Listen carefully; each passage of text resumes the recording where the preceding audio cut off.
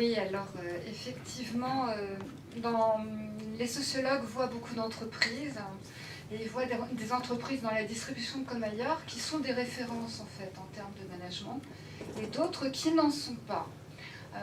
Et en fait, il y a quand même quelque chose qui transcende tous les secteurs économiques et on le voit à chaque fois. Lorsque des rituels de management existent, sous toutes les formes, là on parle du coaching, mais on peut aller plus loin, il y a les briefs, il y a l'animation des réunions d'équipe, les feedbacks plus classiques qu'on a dans toutes les relations de management qu'on peut avoir et que vous avez tous. Lorsqu'on a une pratique managériale bien établie, alors il n'y a pas photo. Derrière, ça se ressent dans la relation client, mais ça se ressent aussi beaucoup sur la performance en général. Et il y a quelques mots-clés qui ont été lâchés là depuis le début. Tout à l'heure, on a parlé de la publicité d'Intermarché, par exemple, et du ressenti que pouvaient avoir les bouchers, les caissières, etc., suite à la diffusion de cette publicité qui est assez remarquable, vous avez dû la remarquer. Mais Benoît venait parler aussi à l'instant de l'estime de soi.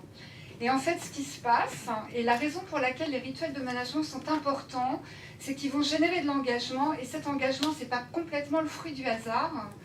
C'est le fait de, en gros, 3 grands leviers de motivation qui sont sollicités. Alors, soit l'un, soit l'autre, soit les 3.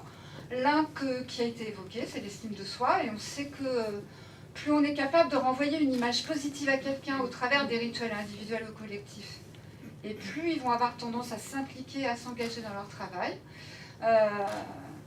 Ça va participer à des identités positives dont on a parlé tout à l'heure, et l'identité, c'est quand même aujourd'hui le vecteur le plus important de l'engagement dans les entreprises.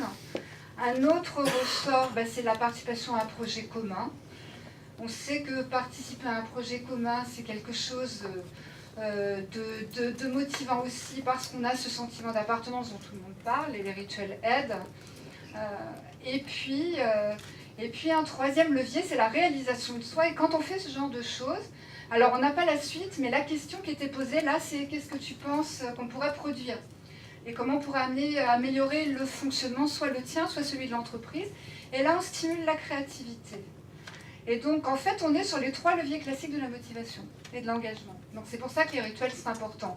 Il y en a un autre dont on parle moins, qui a à voir avec l'apprentissage.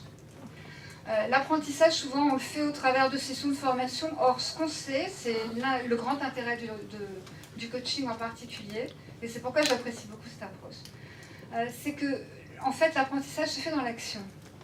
Ça ne se fait pas dans des salles de réunion. Dans des salles de cours, ça se fait dans l'action, dans la mise en œuvre.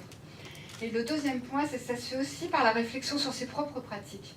Et les rituels de management, que ce soit du coaching comme on l'a vu là, ou que ce soit de l'animation de réunion, du partage d'expérience, eh bien on est typiquement là-dedans. Voilà. Donc voilà ce que je peux dire sur les rituels de management et leur importance pour les entreprises et pour la vente. Merci beaucoup, Hélène Beauvais.